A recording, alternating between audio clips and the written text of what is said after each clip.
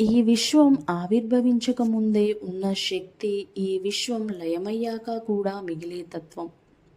ఆ తత్వమే పరమశివుడు. కోరికలాతీతుడు, కాలాతీతుడు, సృష్టికి మూలం, లయకు కారణం. ఆ పరమేశ్వరుని ఆరాధించే పవిత్రమైన రాత్రి మహాశివరాత్రి. ఈ రాత్రి ఎందుకు అంత విశేషమో, ఈరోజు ఎందుకు కోట్ల మంది ఉపవాసం ఉంటారో, ఈ రాత్రి ఎందుకు జాగరణ చేస్తారో ఈ 20 నిమిషాల్లో మనం శివరాత్రి వెనుక ఉన్న పురాణ కథలు, ఆధ్యాత్మిక అర్థం, శాస్త్రీయ ప్రాముఖ్యత అన్నింటినీ తెలుసుకుందాం. లింగోద్భవ కథ. ఒకప్పుడు బ్రహ్మదేవుడు మహావిష్ణువు మధ్య ఎవరు గొప్పవారు అన్న విషయంపై ఘర్షణ జరిగింది. బ్రహ్మ అంటాడు, నేనే సృష్టికర్తను, అందుకే నేనే శ్రేష్ఠుడు. విష్ణువు అంటాడు, నేనే లోకాలను కాపాడేవాడిని, నేనే గొప్పవాడిని.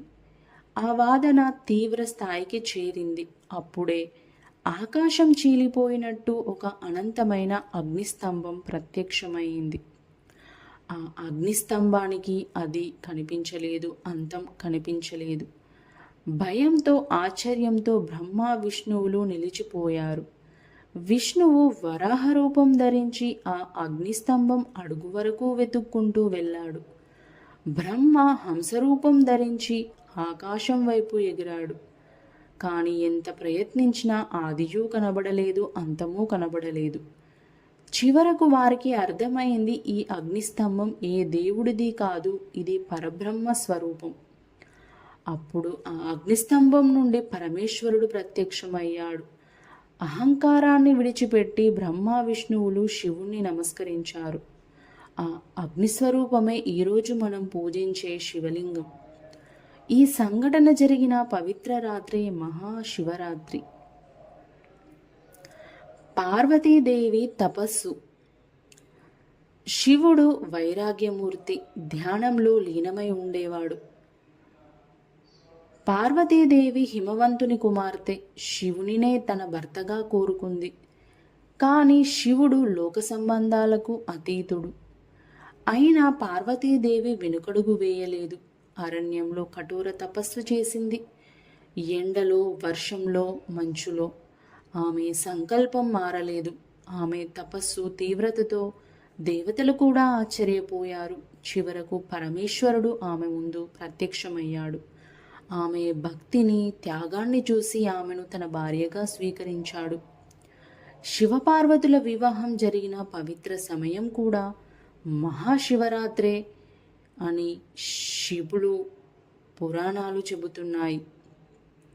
అందుకే ఈరోజు స్త్రీలు దాంపత్య సౌఖ్యం కోసం శివరాత్రి వ్రతం చేస్తారు.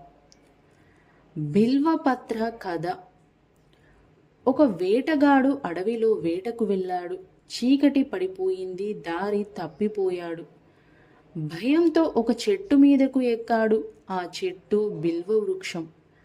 ఆ చెట్టు క్రింద ఒక శివలింగం ఉంది. అది అతనికి తెలియదు. భయంతో నిద్రపోలేక చేతిలో ఉన్న ఆకులను క్రింద పడేస్తూ ఉండిపోయాడు. అవి శివలింగం మీద పడ్డాయి. తెలియకుండానే అతను రాత్రంతా శివపూజ చేశాడు. అదే రాత్రి మహాశివరాత్రి. మరణాంతరం అతనికి మోక్షం లభించింది. అందుకే శివునికి బిల్వపత్రాలు అత్యంత ప్రియమైనవి. మహాశివరాత్రి వ్రత విధానం. ఈరోజు భక్తులు ఉపవాసం ఉంటారు. రాత్రంతా జాగరణ చేస్తారు. 4 యామాల్లో శివలింగానికి అభిషేకం చేస్తారు. పాలు, పెరుగు, తేనె, నీరు. పాలు మనసు పవిత్రత కోసం, పెరుగు స్థిరత్వం కోసం, తేనె మధురమైన మాటల కోసం, నీరు జీవన ప్రవాహం. ఓం నమఃశివాయ ఈ పంచాక్షరీ మంత్రం మనసులోని అహంకారాన్ని కరిగిస్తుంది. ఈ రాత్రి గ్రహాల స్థితి ప్రత్యేకంగా ఉంటుంది. భూమి ఉత్తరార్ధంలో శక్తి ప్రవాహం పెరుగుతుంది. వెన్నెముక నిటారుగా ఉంచి ధ్యానం చేస్తే శక్తి పైకి ప్రయాణిస్తుంది. అందుకే ఈ రాత్రి జాగరణ, ధ్యానం అత్యంత శ్రేయస్కరం. శివుడు అంటే విగ్రహం మాత్రమే కాదు, శివుడు అంటే నిశ్శబ్దం, శూన్యం, అనంతం. శివుడు అంటే మనలోని అజ్ఞానానికి అంతం.